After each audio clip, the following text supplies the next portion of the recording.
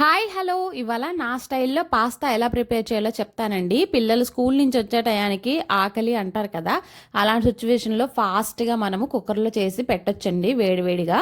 వాళ్ళైతే చాలా ఇష్టంగా తింటారు. ఒకసారి అయితే మీరు ట్రై చేయండి. ఇది ఎలా చేసుకోవాలో చెప్తాను. ఒక ఉల్లిపాయ తీసుకోండి, 2 టమాటోలు, 3 గార్లిక్, 2 పచ్చిమిర్చి ఇవన్నీ సన్నగా చాప్ చేసి పక్కన పెట్టుకొని స్టవ్ ఆన్ చేసి కుక్కర్ పెట్టుకొని ఒక గరిట ఆయిల్ వేసుకొని చాప్ చేసుకున్న గార్లిక్, పచ్చిమిర్చి ఇవన్నీ కొంచెం ఫ్రై అయినాక ఆనియన్స్ కూడా వేసుకోండి. ఆనియన్స్ ఫ్రై అయిన తర్వాత ఒక స్పూను చిల్లీ సాసు, ఒక స్పూను టమాటో సాస్ వేసుకోండి.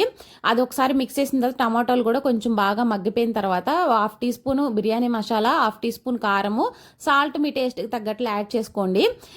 నెక్స్ట్ మీరు ఏ కప్పుతో అయితే పాస్తా తీసుకుంటారో అదే కప్తో వాటర్ తీసుకొని బాగా మిక్స్ చేసుకోండి. ఇవన్నీ కూడా వేసుకొని మిక్స్ చేసుకున్నాక ఫైనల్గా మీ దగ్గర ఇప్పి మసాలా కానీ మ్యాగీ మసాలా కానీ ఉంటే వేసుకొని మిక్స్ చేసుకొని కుక్కర్ విజిల్ అయితే పెట్టేసుకోండి.